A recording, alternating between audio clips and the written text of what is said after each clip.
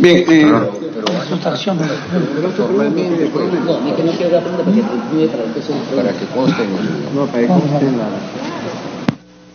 Sí, gracias, presidente. Presidente, ya que tengo la oportunidad del excontrolador... Le informo que el Contralor ha concluido su intervención, entonces vamos a dar inicio. Uso la palabra a los congresistas. Sí, presidente. No, sí, hago puntual solamente. Quisiera que el Contralor nos pueda especificar con detalles, inclusive cómo el fiscal de la Nación, en ese caso el fiscal ingresó a las oficinas de Contraloría, que el señor Domingo Pérez ingresó a la oficina de Contraloría para poder indagar o recoger las informaciones y darle toda la información de Chincheros, si es que lo puede especificar con detalles.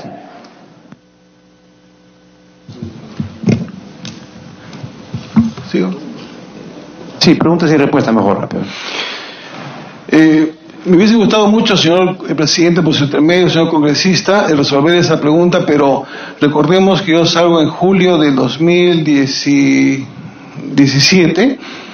Se queda encargado el señor Osvaldo Yupanqui Alvarado como contralor encargado, y en su gestión de él, que es interina, temporal, es que llega el fiscal y hace y decomisa la información y los documentos y limita para mí el trabajo de Contraloría, ¿no? A ver, pregunta puntual. ¿Sí? No voy a preguntar, presidente, sino para solicitarle que citarle al señor Osvaldo Yupanqui para que nos dé alcance sobre extracción de esos documentos de la Contraloría. Vamos a citarlo. Congresista Héctor Becerril. Congresista, si me permite, congresista Héctor Becerril, acá tengo una pregunta puntual. Es que según en un expreso figuró que obviamente no habría sido una versión de usted, ¿no? Pero que le habría llamado una fuente de la Contraloría muy cercana al entonces Contralor Edgar Alcón, nos reveló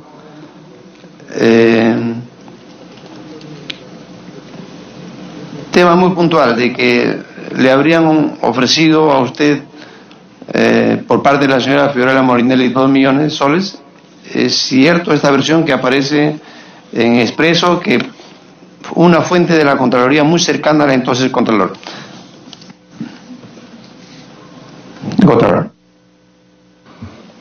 Bien, como mencioné hace unos momentos, o sea, nunca he sentido tanta presión, tanta preocupación respecto a la ejecución de una auditoría, ¿no?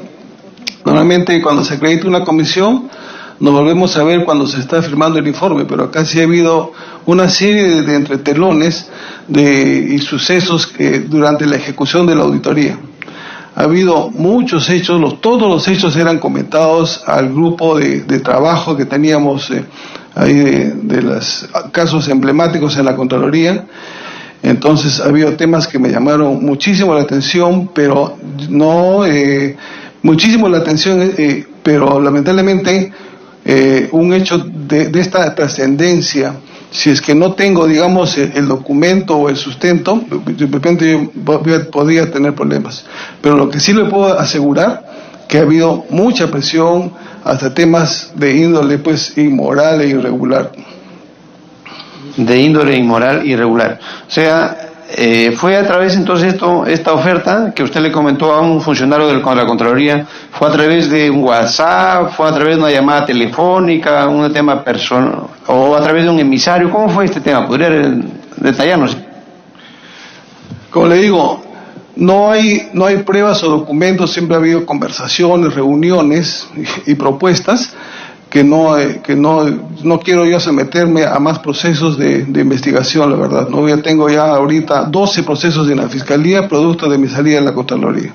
Entonces es cierto que sí le hicieron este tipo de... porque habló de un tema inmoral.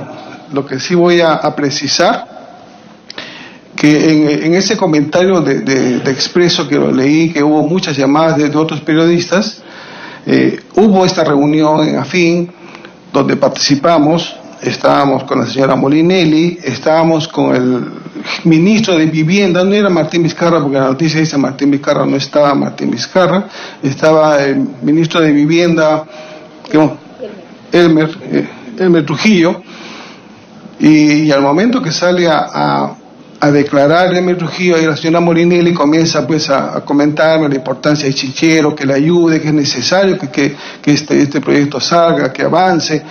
Entonces la señora Morinelli me dice, ahí Martín Vizcarra va a ser el presidente porque el señor PPK está enfermo, posiblemente va a dejar el cargo. Entonces todos esos temas clarísimo me lo dejo así, ¿no? Pero yo preferiría, digamos, no entrar al detalle porque no quiero someterme a un proceso luego de investigación. De todas maneras, si en un momento usted estima que hay que pasar una sesión reservada, con mucho gusto creo que aquí la comisión va a aprobar en su debido momento para que pueda hablarlo en una sesión reservada. Pero en todo caso, lo dejo a su potestad ese tema, ¿no? Entonces, congresista Héctor Becerril. Gracias, presidente. Lo que nos ha venido a informar el excontrador Eder Alarcón es sumamente grave y delicado. Y en realidad va aclarando el panorama, el porqué, la desesperación de adelanto de elecciones, luego cuestión de confianza y cerrar el Congreso de la República. Acá, en realidad, son temas que no se ha conocido y que son muy, muy graves. Permítame, presidente, iniciar manifestando de que este contrato, desde un inicio, obviamente, que estuvo totalmente mal hecho. Por ejemplo, a la licitación se presentaron 3 empresas. Consorcio Aeropuerto Chinchero, que ofertó la suma de 411 millones de dólares americanos. El Consorcio Aeropuerto Imperial, 348 millones de dólares. Y Kunturwasi ofertó 264 millones. Es decir, muy por debajo de lo que habían ofertado las 2 empresas anteriores. Pero ¿cuál era acá, cuál fue el problema? ¿Cuál fue, digamos, lo que ya estaba arreglado y amañado? Es que en el caso de Kunturwasi no ponen los intereses que iba a conllevar el préstamo, el apoyo financiero que iban a dar a la empresa Kunturwasi. Mientras las 2 empresas anteriores ya habían incluido en sus costos los intereses financieros. Pregunto yo, los funcionarios del gobierno, estoy hablando todavía de Ollantaytamala, que firmó ese contrato, o sea, ¿no se percataron que no estaban los intereses? Obviamente que desde ahí se inicia este contrato ya dirigido a Kunturwasi, con todos los errores que han venido posteriormente. Por eso es que cuando ya llega finalmente el gobierno de Pedro Pablo Kuczynski, viene la desesperación, porque de inicio, con los intereses, sube a 411 millones de dólares por los intereses, ¿ya? Pero que en la práctica iba a ser el doble, porque el interés en realidad que estaban cobrando a Kunturwasi no era ese interés del mercado, era un interés el doble. ¿Por qué, presidente, era ese interés el doble? Porque finalmente Kunturwasi era una empresa, digamos, que no tenía ningún reconocimiento a nivel financiero.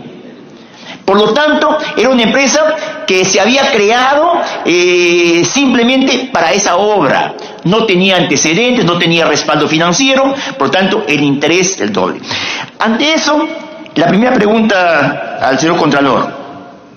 Como no habían podido conseguir la empresa Kunturwasi el acreedor permitido, no había cierre financiero, el gobierno de Pedro Pablo Kuczynski podría haber rescindido ese contrato en lugar de hacer una adenda, o no lo podían hacer. Para que responda, Contralor. Continúo, creo que vaya pregunta y respuesta. Sí, pregunta y respuesta. A ver, ok. Es Contralor. Sí, señor presidente. Pues intermedio. En las condiciones tal como le encontró la gestión del expresidente Pedro Pablo Kuczynski, sí hubiese podido resolver el contrato. No había cumplido con hacer el cierre financiero, entonces fácilmente tenía la causal para resolver el contrato. Ok, sigue. Gracias, presidente. Gracias por la respuesta. Luego, otro hecho gravísimo es por qué el informe de auditoría que ya el señor Contralor, excontralor Eder Alarcón, cuando se retira, digamos, demoran 6 meses en hacerlo público. Y no solamente demoran 6 meses en hacerlo público, sino modifican esa auditoría. Y acá no se entiende, o es usual de repente, no lo sé, que nos diga el señor excontralor, cuando el fiscal Domingo Pérez, un día antes que asuma el cargo el contralor Nelson Schack, el fiscal va y retira todos estos documentos. ¿Es usual que retire los documentos como lo ha hecho, que confisque los documentos? ¿O es que tenía que pedir información a la Contraloría sobre estos documentos? Para que responda, excontralor. No es usual de que un fiscal vaya de esa forma a sustraer o a incautar la documentación. Normalmente hay un protocolo, un procedimiento que es solicitar la información, ¿no?, por la vía administrativa. De repente puede ser hasta de manera reiterada, pero en realidad en mi gestión y en mi estadía en la Contraloría nunca he visto una participación de parte de la Fiscalía de esa forma, ¿no? Para que nos informe, por favor, para que nos informe en este punto que estamos. Como estamos viendo, el fiscal Domingo Pérez retira toda la documentación, y ojalá que los medios de comunicación podrían informar la verdad de esta sesión, no soslayen la información, cuando no es usual ni correspondía que prácticamente sustraiga, se lleve. ¿Qué buscaba el señor José Domingo Pérez? Y no estoy hablando de temas subjetivos, de tema objetivo. Claro, buscaba luego llegar al acuerdo en que llegaron con los funcionarios de la Contraloría, donde en el informe de auditoría delega la Contraloría en forma totalmente ilegal que ellos como Contraloría solamente van a consignar en su informe temas administrativos, y la responsabilidad penal lo trasladan, digamos, al fiscal Domingo Pérez. Está bien, él será pues el que persigue el delito, pero ¿por qué quitarle a la Contraloría la posibilidad de que hagan de conocimiento público los hallazgos con contenido penal de ese informe? Pregunta, por... Permítame, presidente, entrar en contexto.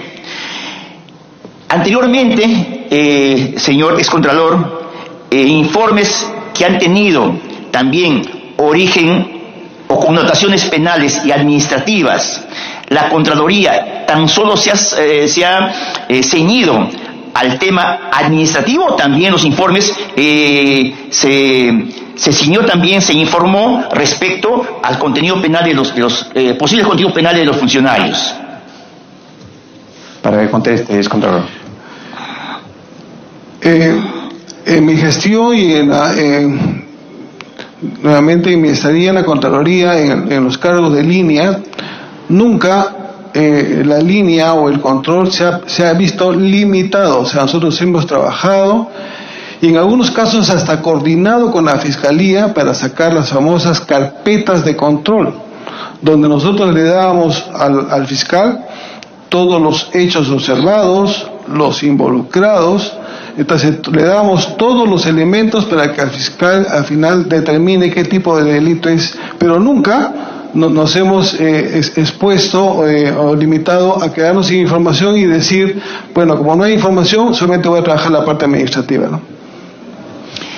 Y para terminar, presidente, en el informe de auditoría 265, respecto a Martín Alberto Vizcarra Cornejo, dice: su participación en los hechos se encuentra acreditado debido a que aprobó, mediante resolución ministerial 041-2017, del 3 de febrero de 2017, el texto de la adenda número 1 al contrato de concesión para el diseño, financiamiento, construcción, operación y mantenimiento del nuevo Aeropuerto Internacional de Chinchero en Cusco, el mismo que se firmó incumpliendo la normativa aplicable de asociación público-privada y el contrato de concesión, modificándose las condiciones de competencia que se utilizaron en el proceso de promoción que llevaron a la firma de dicho contrato, tales como cambios en el esquema de pagos, adelanto de pagos, traslado de cierre financiero y garantías otorgadas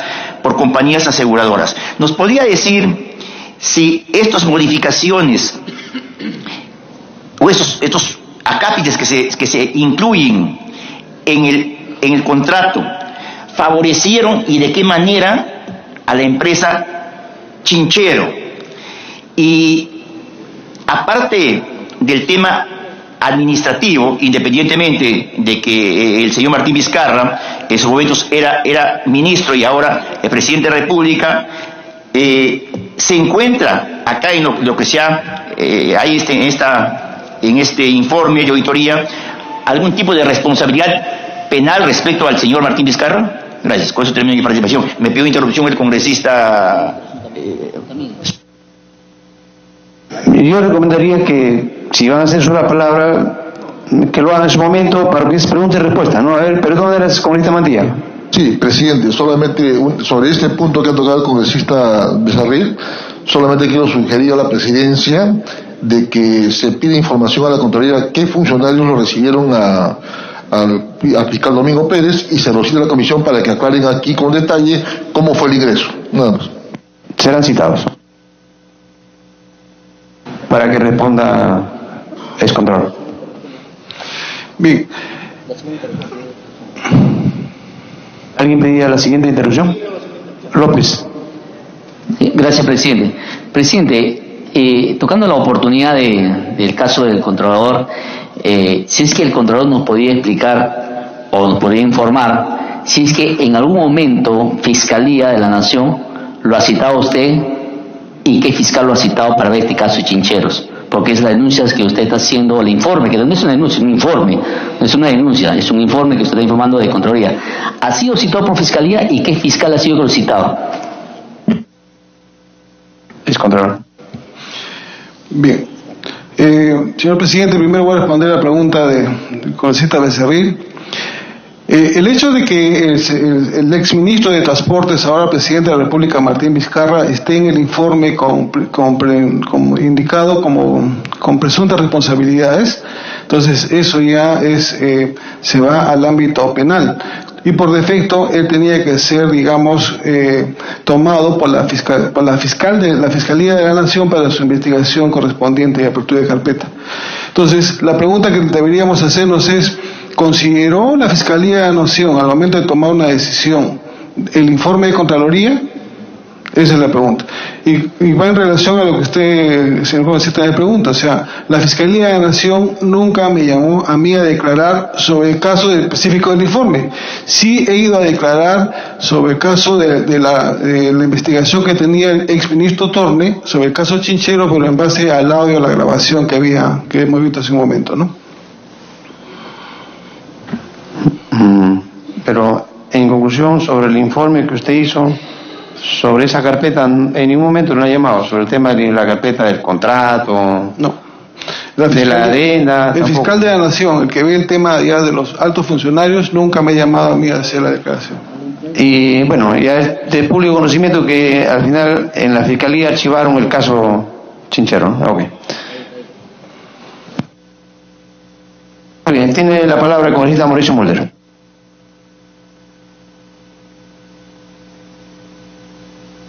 Presidente, este es un tema que fue polémico casi desde su germinación. Se ha discutido bastante del tema chinchero y las objeciones que en su momento presentó la Contraloría y que además estaban precedidas por informes de prensa, reportajes de televisión, incluso protestas de pobladores del Valle Sagrado, determinaban que era un caso y siempre ha sido muy polémico. Esto comenzó con el gobierno del señor Ollanta Humala, pero avanzó mucho más rápido con el gobierno del señor Pedro Pablo Kuczynski. Y evidentemente, a pesar de todas las circunstancias, ha habido una posición irreductible del actual gobierno de seguir permanentemente con este tema.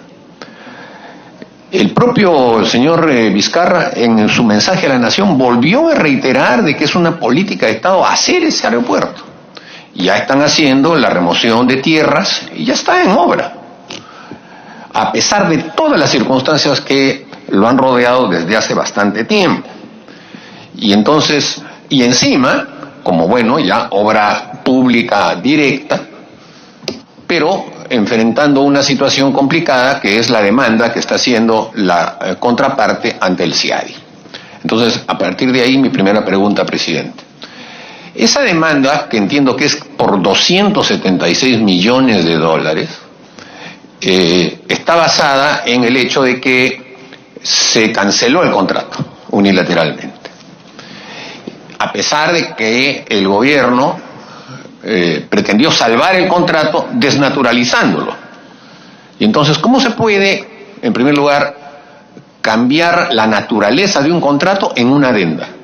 O sea, uno puede tener un contrato de alquiler con una persona y después en una adenda dentro de ese contrato puede decir ya no es alquiler sino compraventa. No, tendría que hacer un contrato de compraventa. Pero para aquí se cambia con una adenda, o sea, la intención de ayudar seguramente al concesionario, no al concedente. Y la naturaleza del caso es que si uno como parte del Estado acepta una alianza público-privada por la cual el privado pone los fondos y se cobra con el ejercicio, con la administración de la obra que tiene, y encima con un plazo bastante alto de 40 años, ¿cómo se puede cambiar eso a una obra dentro de la adenda en la que el Estado peruano ponga dinero?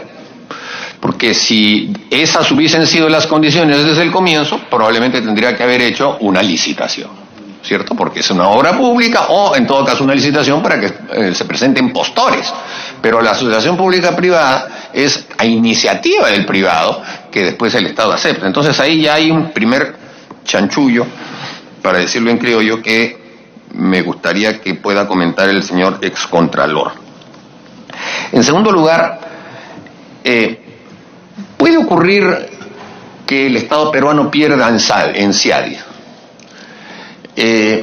Eso va a hacer que en un consorcio llamado así, como Kuntur, a quien nadie le daba un centavo, porque no tenía la posibilidad, y como se llama en términos financieros, las espaldas financieras, se haga de la noche a la mañana de 276 millones de dólares.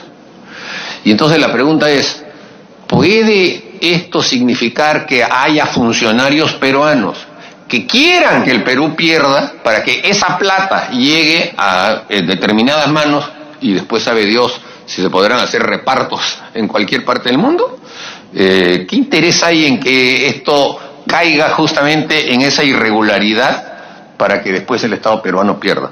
Y esa creo que es una situación que es bastante probable que lleguemos. Un comentario sobre eso me gustaría. Después, presidente, hay una resolución de la Dirección de Cultura del Gobierno Regional del Cusco. Hace un momento estuvo aquí el congresista Armando Villanueva, que conoce bien el tema, seguramente estará al regreso, que declara que toda la zona del Valle Sagrado de los Incas es un santuario y que por tal razón para que se pueda hacer alguna obra como esta en esa zona, tiene que haber un expreso mecanismo legal que el Ministerio de Cultura debe expedir. Y el Ministerio de Cultura expidió un permiso. ¿Quién era el ministro? El señor Salvador del Solar. ¿Hay coincidencia en eso? Que después el señor del Solar sea el presidente del Consejo de Ministros. Pero lo cierto es que ahí hay una objeción de carácter sólido en materia de lo que significa el Valle Sagrado de los Incas como santuario del Perú, y evidentemente el Ministerio de Cultura no parece ser demasiado celoso defensor de ese santuario, en la medida que un aeropuerto no solamente es su estructura física, sino también el hecho de que lleguen allí aviones de alto calado, que es lo que se está buscando, con toda la contaminación sonora y de combustible, de quema de combustible que trae eso como consecuencia.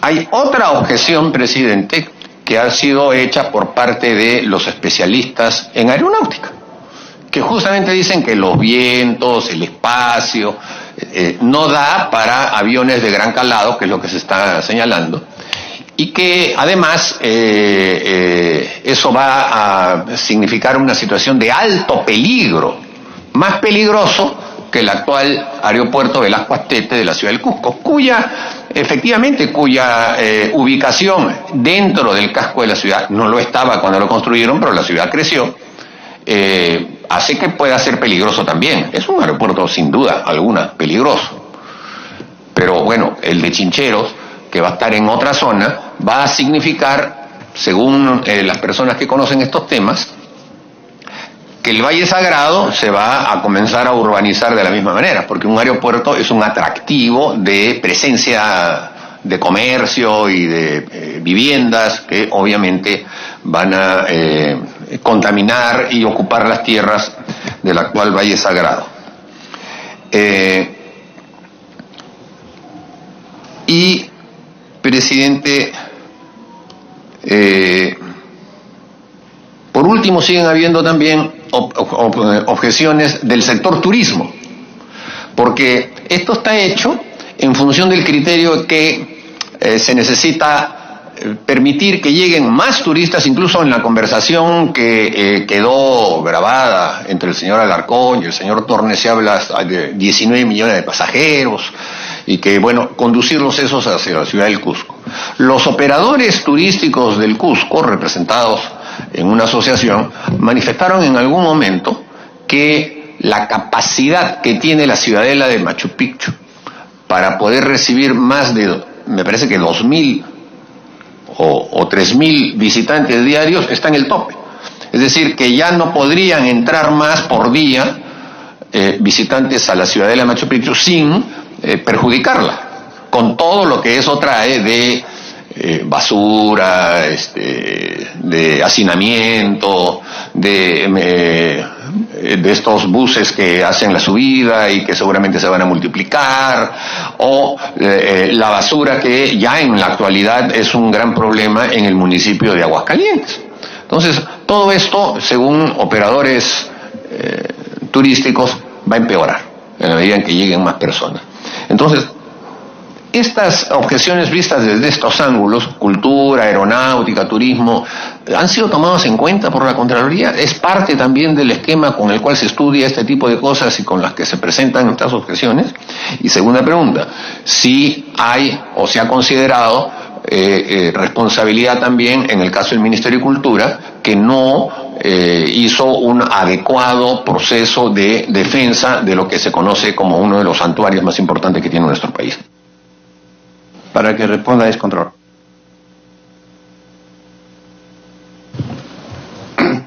Bien, señor presidente. Importante la pregunta que nos hace el congresista Mulder es ¿qué cosa se modificó con Adinda respecto al contrato, ¿no? Cuando hice la introducción de mi exposición, dije, cuando la Contraloría en el 2014 realiza el informe previo, dice, y determina cuál es el factor de competencia, Entonces, es importante decir esta palabra, factor de competencia. Son los lineamientos básicos que están estipulados en las bases y se tiene que respetar para hacer el proceso y para firmar el contrato. ¿Y qué se decía en estos factores de competencia?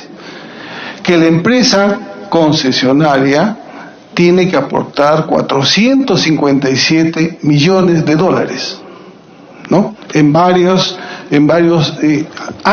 ítems que le dicen durante la ejecución. Entonces, esa es la parte medular del tema. Con la adenda se modifica el factor de competencia. Si cuando se firma el contrato se le dice, tú como concesionario vas a poner el 80% y yo como concedente el 20%, redondeando los porcentajes. Y con la adenda se invierte el tema. Tú como concesionario vas a poner el 20% y yo como concedente voy a poner el 80%. Y no lo vas a poner ahora ese 20%, lo vas a poner en la tercera etapa, cuando ya todo esté avanzado y te dan varios adelantos para que ejecutes la obra. Entonces, ¿qué se hizo con esto, con la adenda? Se rompió el equilibrio financiero. Ya no hay, se rompió el equilibrio financiero, no se respetó el esquema de pagos, el adelanto de pagos, el traslado del cierre financiero, se modificó todas las condiciones que estaban estipuladas desde un inicio en el contrato y en la etapa previa al contrato. Eso es lo que estábamos nosotros observando. Después, el hecho de haber firmado pues la adenda nos ha puesto en condiciones desventajosas ante el CIADI. Y peor aún, si se tomó la decisión de resolver el contrato de manera unilateral sin buscar una causal, entonces peor. Entonces ya es un tema político y que hay que revisarlo. Entonces, ¿qué cosa habría detrás de esta decisión de resolver el contrato de esa manera?